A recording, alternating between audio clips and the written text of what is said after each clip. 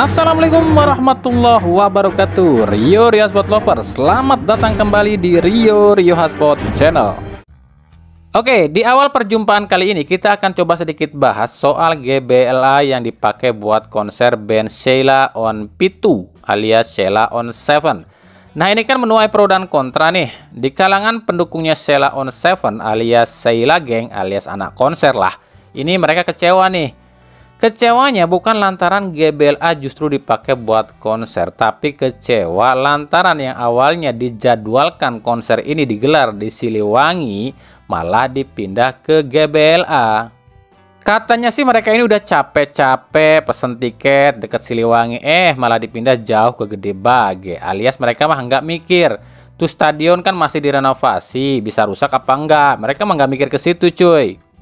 Tapi pendukung Persib pun protes, sebab ini stadion kan masih direnovasi, Persib aja belum pakai, malah dipakai buat konser. Ya inilah satu sisi kontras perbedaan antara supporter bola dengan penonton konser ya.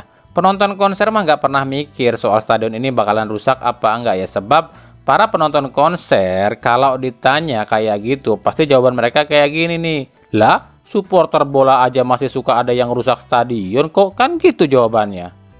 Sementara sebagian supporter Persib yang benar-benar peduli sama Persib pasti pada protes, takutnya GBLA rusak. Tapi juga kita nggak bisa menutup mata ya, ada sebagian supporternya Persib justru yang seneng kalau GBLA rusak. Bener dong, ada loh supporter Persib yang hobinya bikin rugi klub mulu, adalah. Lalu salah nggak sih kalau GBLA ini dipakai buat konser? Secara kondisi emang GBLA lagi direnovasi, takutnya malah tambah rusak dan biaya perawatannya makin mahal. Tapi ya balik lagi, biaya renovasi stadion GBLA ini butuh biaya yang sangat besar. Pihak PT PBB saja butuh dana sekitar 400 miliar buat ngebenahin ini stadion. Nah, lumayan kan kalau ada promotor yang gelar konser di sini, kan bisa jadi nambah pemasukan ke Persib karena Persib sudah resmi jadi pengelola GBLA yang harusnya kalau ada konser semacam ini duitnya masuk ke Persib dong. Tapi kalian kan masih ingat kata-kata PJ Kota Bandung Bambang Tritulyono yang bilang revenue GBLA masuk ke Pemkot Bandung, yang artinya kalau ada event atau konser di GBLA duitnya nggak masuk ke Persib. Jadi double kan Persib ruginya, udah renovasinya pakai duit yang banyak gede, pas ada konser tambah rusak, tambah biaya lagi, Pemkot Bandung yang kipas-kipas duit, bener nggak?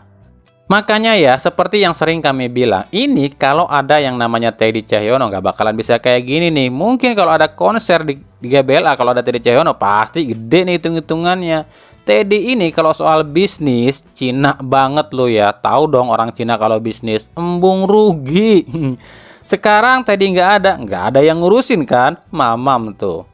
Yang kedua, hal ini tuh nyindir PSSI dan LIB yang masih melarang supporter buat away. Di konser ini otomatis dong seluruh penonton itu yang hadir pasti dari berbagai provinsi kan, termasuk dari Jakarta juga kan. Lah itu bisa penonton dari luar Jawa Barat ke Bandung, kenapa supporter bola dilarang away? Nah, kalau ditanya kayak gini, PSSI pasti gini nih alasannya nih. Lah itu kan konser di luar sepak bola ya, kalau ada kerusuhan sepak bola mah nggak kena imbas, ya bodoh amat mau ada kerusuhan juga, toh juga nggak ada hubungannya dengan bola kok, gitu kan PSSI pasti ngomongnya. Sekarang paham ya kenapa PSSI masih melarang supporter buat away. Tapi ya udahlah ya, biarin aja tuh, terserah PT PBB soal GBLA yang dipakai buat konser. Toh kalau GBLA tambah rusak juga ya mereka ini yang rugi.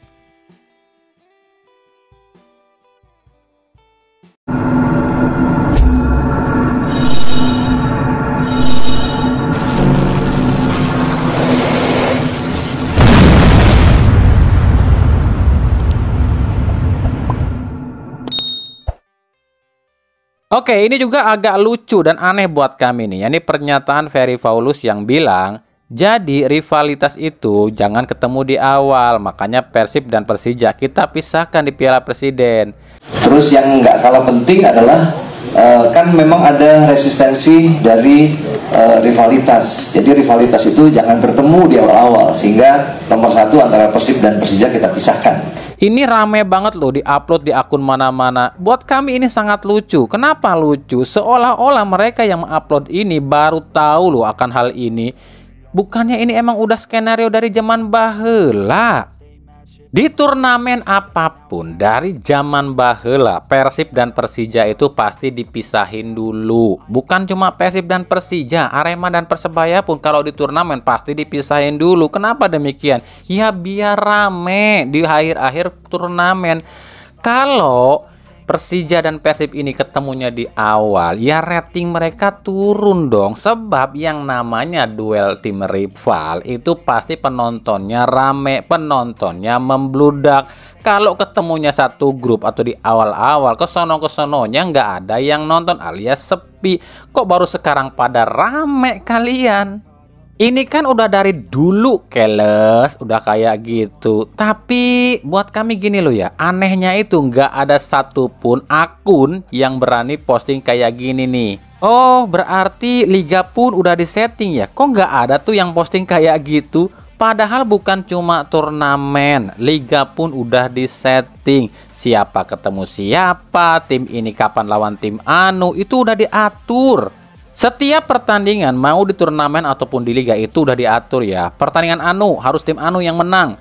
Pertandingan anu harus berakhir imbang. Pertandingan anu harus tim anu yang kalah. Itu semua udah disetting. Sampai juaranya pun itu udah ditentuin lo ya. Kan lucu, kenapa baru pada heboh sekarang? Mau heran, tapi inilah Wakanda, ya nggak? Jadi kita ini sebagai penonton ya cuma bisa nonton, cuma bisa nikmatin aja, cuma bisa jadi pion. Udah diatur sama LIB dan PSSI. Penonton protes, penonton rusuh, ngerusak apapun. Apa LIB dan PSSI takut? Apa gentar? Apa gelisah? Ya enggak lah. Supporter mau ribut, mau ngapain aja, mau ngerusak ini itu, PSSI dan LIB mah tenang-tenang aja. Lu ribut, ya gua denda. Bener kan? Jadi yang pinter siapa nih sekarang ya?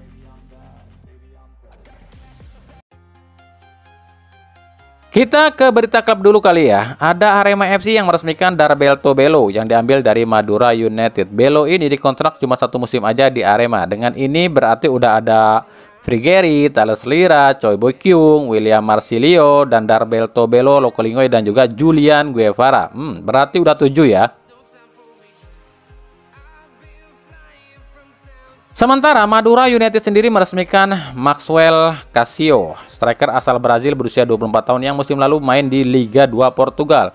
Maxwell ini pun sama dikontrak selama satu musim aja di Madura United. Lalu ada Persis Solo yang meresmikan Ricardo Lima, bek tengah asal Brazil yang sekilas mirip banget sama Renan Alves ya. Bertinggi tubuh 189 cm, berusia 31 tahun, yang musim lalu main di Liga 2 Brazil. Lima ini dikontrak selama satu musim di Persis Solo. Dengan ini berarti udah ada Ricardo, So, Sidibe, dan juga Karim Rossi ya.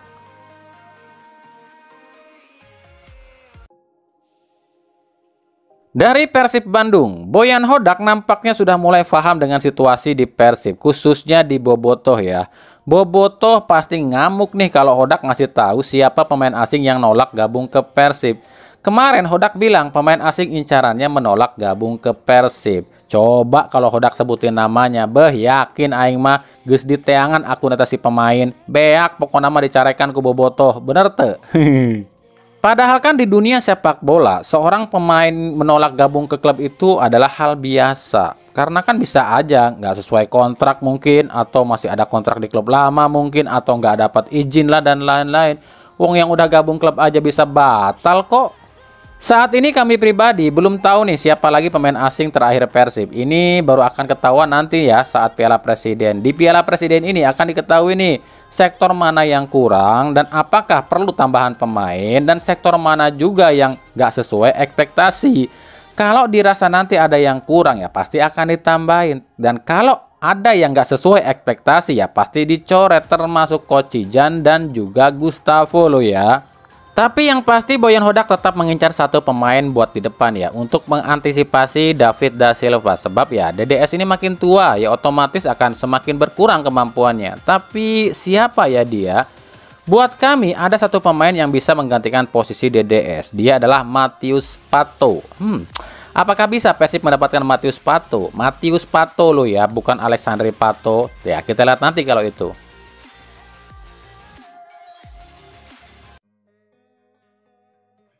Dari Persebaya, alih-alih pulang ke Persebaya, Andik Firmansyah justru dikabarkan tengah negosiasi dengan klub Liga 2 lainnya Persela Lamongan. Andik sendiri mengaku belum ada tawaran dari Persebaya. Persela memang tengah bernafsu untuk kembali ke Liga 1, makanya sejumlah pemain bintang terus didatangkan, seperti King Eze dan beberapa pemain top lain yang mungkin saja nama-nama seperti Andik, Gianzola, dan lain-lain akan gabung dengan Persela Lamongan.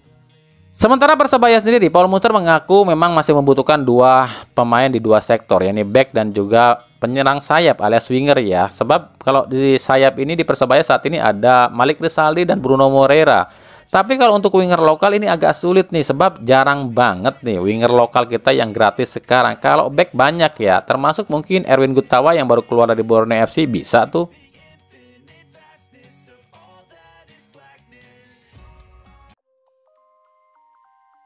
Kita ke Timnas U19. Timnas U19 asuhan Indra Syafri menang telak ya 6-0 lawan Filipina yang dilatih oleh mantan asisten pelatih Persis Solo. Secara permainan kami nilai ini template banget alias duplikat banget dengan Timnas U19 di era Evan Dimas. Cara mainnya pun sama, tiap pemain di tiap posisi pun hampir sama. Kita mulai dari kiper nih. 2013 itu ada Raffi Murdianto, 2024 ada Ikram Al-Ghifari. Cuma yang agak beda ada di back nih. Di 2024 ini kita punya 3 back tengah sejajar, Iqbal, Kadek, Arel, dan juga Buffon. Ini tampil apik ya, sementara 2013 lalu itu cuma ada Hansa Muyama dan Syahrul Kurniawan yang tampil oke.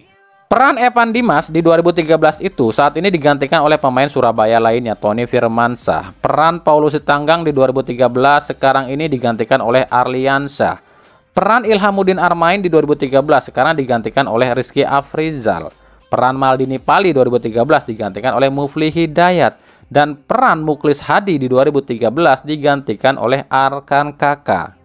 Cuma yang beda itu dan mencolok buat kami, peran Doni Tripamungkas. Ini nggak ada loh di 2013 silam. Doni ini tuh back kiri, tapi nggak seperti back kiri. Umpannya akurat dan pergerakannya luar biasa. Bahkan buat kami, Doni ini bisa dianggap sebagai man of the match-nya di laga ini.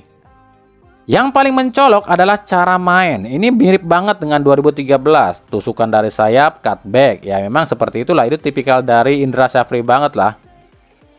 Selain Doni Tripamungkas, kami juga memang harus mengapresiasi kondisi rumput GBT. Ini luar biasa sih menurut kami. Sebab kalau lapangannya buruk, belum tentu kan itu bola bisa mengalir dengan enak.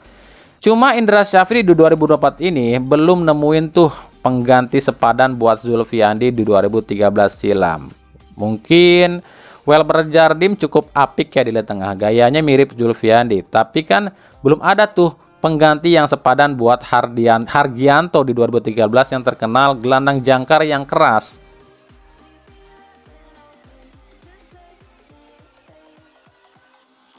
Sementara di timnas senior, Wak Haji alias Ragnar Oratmangun kabarnya udah hampir menemukan klub barunya, yakni klub Cadiz FC di Liga 2 Spanyol. Tapi ini belum pasti loh ya.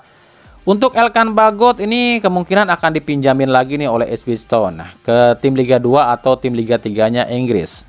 Jujur ya, kami ini udah muak banget ngelihat tingkah laku dari pelatih Ipswich Town, Kieran McKenna. Dulu dia ini menahan Elkan Bagot untuk gabung ke timnas Indonesia saat AFC 23. Sekarang dia malah nggak mau pakai Elkan Bagot. Alasannya Elkan orang Indonesia dan nggak sesuai regulasi main di Premier League yang harus pakai pemain dari negara minimal ranking 70 dunia. Padahal kan alasan seperti ini adalah alasan yang omong kosong. Sebab Elkan itu murni bisa main di Premier League. Sebab Elkan dari umur 17 tahun udah main di Liga Inggris. Kalau saya jadi Elkan, yang mending keluar aja secara permanen dari Ipswich Town cari klub lain. Tapi ya kita tahu lah Elkan, dia ini tuh salah satu pemain yang nggak banyak protes ya. Di sosmed aja Elkan ini nggak banyak tingkah tuh. Begitu juga dengan Justin Hubner dan Nathan Choaon. Dua pemain ini pun kemungkinan akan dipinjamkan ke klub lain. Bahkan Justin Hubner sendiri meminta pada Wolverhampton agar dirinya dipinjamin lagi. Tapi jangan ke klub Liga Jepang. Justin Hubner tahu dirinya nggak bisa main di Wolverhampton sebab masih terganjar regulasi ranking FIFA ya. Meskipun Justin Hubner udah 2 tahun lebih main di Liga Inggris ya. Kira-kira akan pada kemana nih para pemain timnas kita? Ya kami sih mendingan kemana aja nggak apa-apa ya, asal jangan ke Liga Jepang dan Liga Malaysia ya.